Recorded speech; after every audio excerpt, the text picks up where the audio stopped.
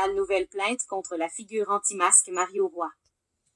Photo Hugo Sébastien Aubert, archive la presse. Mario Roy soutient qu'il a des preuves que la Direction de la protection de la jeunesse est un réseau d'enlèvement d'enfants, dont le barreau est complice, mais que les médias refusent de l'écouter. Le barreau du Québec vient de déposer une nouvelle série de griefs pour étayer sa plainte pour outrage au tribunal contre Mario Roy, ce leader du mouvement anti-masque qui mène une étonnante croisade pour faire arrêter François Legault et Horacio Arruda pour haute trahison. Tristan Péloquin, La Presse.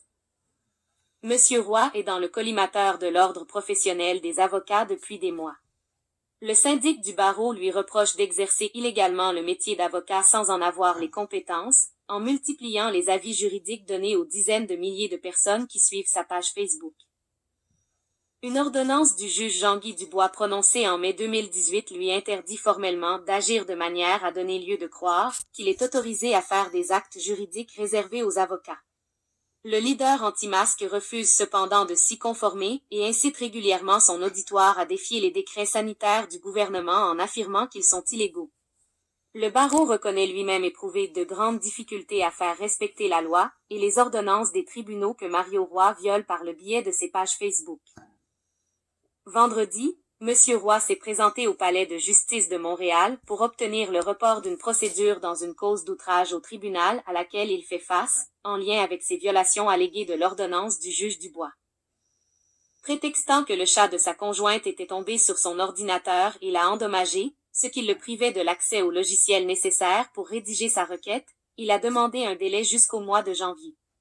Le barreau ne s'y est pas opposé. Le barreau lui reproche, dans une nouvelle série de griefs déposés cette semaine, d'avoir diffusé une vidéo dans laquelle il prétend avoir créé une jurisprudence en matière d'arrestation citoyenne. Il dit connaître la façon de procéder pour arrêter des particuliers, mais aussi des juges et des avocats contre qui existeraient, selon lui, des preuves de corruption. J'ai officiellement le droit de faire des arrestations citoyennes. Et vous avez officiellement le droit, si vous avez un dossier de preuves concernant les crimes commis, a-t-il dit sur Facebook. Il a aussi incité les commerçants à ouvrir leur commerce puisque, selon lui, les constats d'infraction remis par les autorités ne sont pas valides. Il n'y a pas un policier qui va vous donner un ticket. S'il vous en donne un, il ne vaut rien, prétend Monsieur Roy. Mario Roy soutient qu'il a des preuves que la Direction de la protection de la jeunesse est un réseau d'enlèvement d'enfants, dont le barreau est complice, mais que les médias refusent de l'écouter. Il a déjà été déclaré plaideur quérule en Cour du Québec, mais continue d'intenter différentes actions en Cour supérieure, où il n'a pas ce statut réservé aux individus qui multiplient les démarches frivoles ou sans fondement. Il a aussi déjà été reconnu coupable d'outrage au tribunal pour une première série de violations des ordonnances du juge Dubois, mais n'a reçu aucune sanction à ce jour. Depuis le début de la pandémie, il figure parmi les plus importants leaders du mouvement anti-masque. Il a organisé le 14 novembre un grand convoi de véhicules jusqu'au siège de l'Assemblée nationale, au début duquel il a été arrêté par les policiers de Longueuil pour intimidation et menace à l'égard d'un manifestant anticonspirationniste cagoulé qui photographiait les participants. Monsieur Roy a tenté de procéder à l'arrestation citoyenne du manifestant, qu'il accuse d'avoir commis une tentative de meurtre, en reculant vers lui avec son véhicule. La police de Longueuil confirme qu'il n'y a cependant jamais eu de contact entre le véhicule et Monsieur Roy, qui a été relâché peu après l'incident.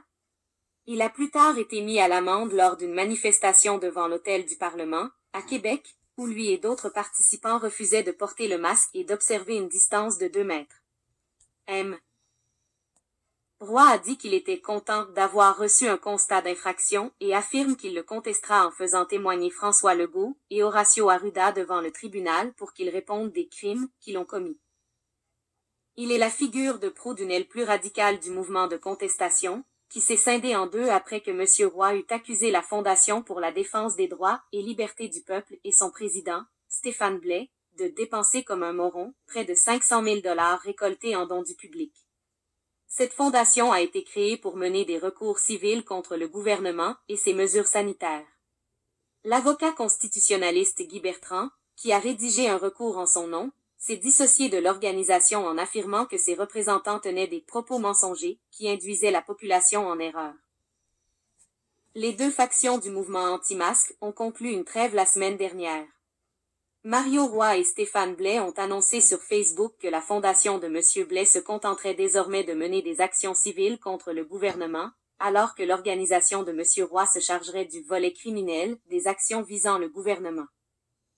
La Fondation pour la défense des droits et libertés a promis de fournir ses avocats à M. Roy pour l'aider dans ses démarches. On a le même objectif que toi d'arrêter ces criminels-là, a alors annoncé M. Blais.